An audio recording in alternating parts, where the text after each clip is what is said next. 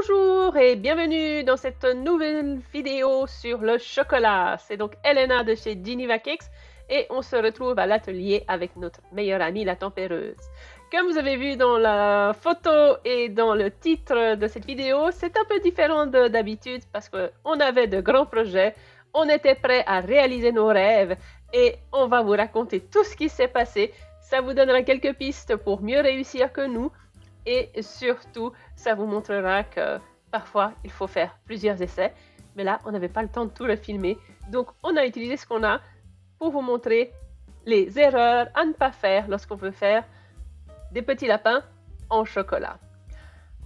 Tout avait pourtant bien commencé. On avait notre chocolat, on avait vérifié les températures pour le tempérage. On pensait le temps de faire ça tranquillement entre deux autres choses un après-midi. On a mis dans la tempéreuse, on a mélangé et on a régulièrement vérifié la température avec le thermomètre. On pensait avoir mis de notre côté toutes les cartes pour une réussite parfaite, mais ça n'a pas été le cas. Les moules ont été préparés, bien nettoyés, passés au coton dans les détails. On a préparé 2 moules histoire d'avoir un joker au cas où le premier ne fonctionnait pas, avec une forme plus difficile et une forme plus tassée. Pour les oreilles, on s'était dit on va faire un peu de rose et pour ne pas devoir tempérer du chocolat blanc en plus, on a simplement utilisé de l'enrobage et la cuillère qui va avec, c'était le début de la fin là déjà. On a simplement utilisé de l'enrobage blanc que l'on a teint en rose, donc ça on n'a qu'à passer au micro-ondes, mélanger un peu avec de colorant, on a réutilisé le Color Mills qu'on avait depuis le dernier test, pour ensuite pouvoir préparer les oreilles de notre petit lala, le lapin en question, le petit pinceau, on place le rose. Une fois que ça a été pris, ensuite j'ai un peu gratté parce que bien sûr j'en avais mis partout. Et là, je me sentais prête pour ma réussite. Je suivais régulièrement la température, ça monte, puis ça baisse. Et là, déjà, j'avoue, j'en étais un peu stressée sur le temps. Alors j'ai chaque fois fait, ouais, non, mais là, c'est la bonne température. Oui, mais non, mais là, c'est la bonne température. Ah, mais ça va aller. Et donc, pour finir, je n'ai loupé mon tempérage. J'ai commencé à me dire qu'il y avait un problème parce que le chocolat était difficile à utiliser. Il était trop visqueux pour remplir les moules. J'ai dû tirer vers le haut avec la cuillère et ensuite il redescendait des bords. Il ne se vidait pas entièrement, il n'était pas régulier. Et je me suis dit, bon, ça fait rien, ça peut encore jouer. On va remplir les moules, on va faire attention à qu'il y ait un peu de chocolat partout. Et puis on va faire plein au frigo, ça finira bien par fonctionner.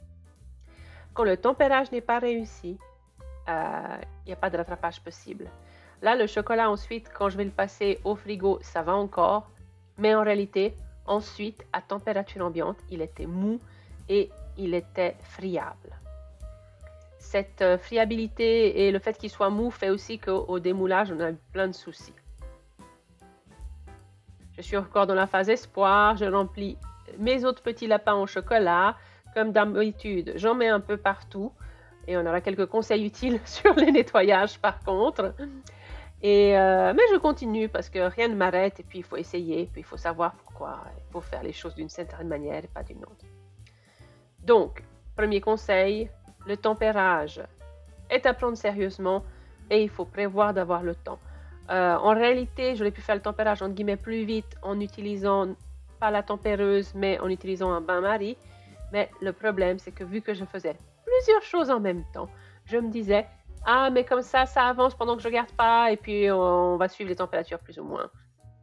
Erreur numéro 1. Soyons honnêtes, l'erreur numéro 2, ça a été de persister lorsque j'étais quasi sûre que ça n'allait pas fonctionner. À noter que les moules pour les petits chocolats viennent avec des picots et des pré-pliures. Vous pouvez aussi opter pour les remplir de chocolat, les fermer bien en suivant les pliures et les picots, ajouter probablement des pinces en métal et les tourner pour les remplir en entier. Petite astuce utile, lorsque vous avez fini avec votre chocolat, vous le versez sur une feuille d'acétate pour le faire refroidir, pour le stocker facilement en petits morceaux et le réutiliser une autre fois. Là, comme vous pouvez le voir, le chocolat est mat, il a des taches, c'est un chocolat mal tempéré. Ensuite, pour le bol, que justement je n'ai pas versé quelque part, donc il va être difficile à récupérer, c'est du candy melt, c'est de l'enrobage, ça ne m'intéresse pas vraiment de garder, j'ai pas d'autres projets. Donc là, pour le nettoyage, je passe simplement de l'eau bouillante sur le fond du bol, pour pouvoir décrocher la masse et pas la mettre dans l'évier ou en mettre le moins possible dans l'évier parce que sachez que si vous faites la vaisselle avec l'eau très chaude qui fait fondre le chocolat mais qu'ensuite elle se retrouve dans vos canalisations, ça va bien boucher. Donc là, je passe de l'eau chaude et je peux facilement jeter un maximum pour qu'il n'y en ait pas dans les canalisations. Voilà, je suis pleine d'espoir. J'ai sorti mes moules du frigo. Comme j'ai travaillé comme un cochon, je dois gratter après coup.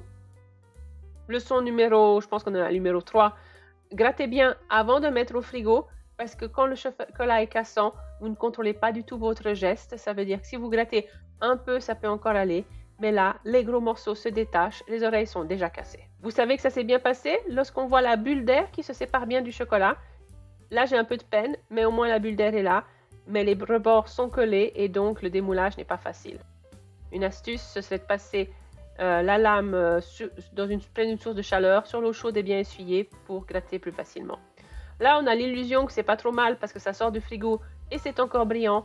Mais en réalité, et comme ça s'est vu dans la plaque que j'ai remis dans le sachet, d'ici peu, ce sera pas beau. Ah ben voilà, une oreille qui tombe. On essaie de s'acharner un peu, on ne perd pas espoir. Mais en réalité, c'est déjà la catastrophe. Les oreilles se sont cassées parce que 1. Le chocolat est friable car mal tempéré. 2. La couche est irrégulière. On va faire une autre information utile, donc c'est le lavage des moules. Je n'utilise pas l'eau bouillante, là je la verse juste sur le fond parce qu'il y en avait encore. Mais j'utilise bien de l'eau tiède. Là, je m'acharne avec la brosse uniquement dans les zones entre les moules parce qu'elles sont très sales. Mais dans les moules eux-mêmes, avec délicatesse, moi j'y vais avec les doigts parce que j'enlève. Idéalement, si vous avez travaillé proprement, il doit rester peu de chocolat. Et vous pouvez à la limite presque ne pas nettoyer les moules pour ne pas prendre le risque de les abîmer. En tout cas, ces moules ne passent pas au lave-vaisselle.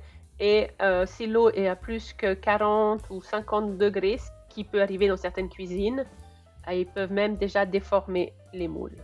À l'atelier, c'est pratique en tout cas. On ne risque pas d'avoir de l'eau chaude vu qu'elle met une vingtaine de minutes à arriver et qu'on a fini de nettoyer avant que l'eau dépasse le tiède. Et là, on tente le démoulage des grands moules. Même problème qu'avec l'autre, il reste pas mal de rebords à gratter. Avec une lame chaude, c'est mieux. Là, j'ai honnêtement perdu tout espoir, donc je me dis, est-ce que je vais déjà réussir à démouler quelque chose? Donc je gratte juste pour voir si je réussis à sortir. Et ça craque de partout.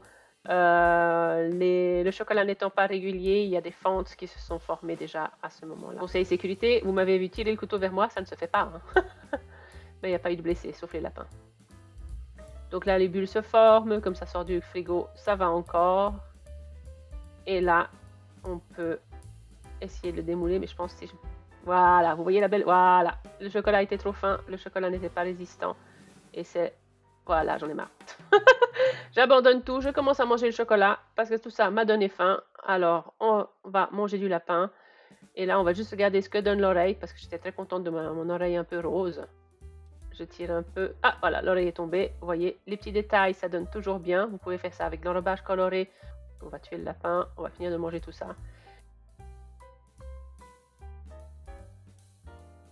Là, j'utilise le fond d'un moule à charnière posé sur l'eau bouillante pour faire une surface chaude pour lorsque vous devez coller deux lapins ensemble. Vous pouvez utiliser le côté d'une casserole, vous pouvez utiliser quelque chose de chaud, mais moi, vu que je suis très maladroite, ça permet juste de chauffer un peu sans risquer de se blesser. Voilà, je vous montre quand même comment coller le chocolat et espérer le faire tenir. Ah bah voilà. Donc, c'était ma sacre à la tronçonneuse avec les lapins en chocolat. J'espère que vos expérimentations se passeront mieux. Et voilà, la chose qu'il ne faut pas oublier de dire à la fin de la vidéo, c'est souscrivez à la chaîne, likez la vidéo et on se retrouve au plus vite pour encore plus de découvertes, gâteaux et cake design.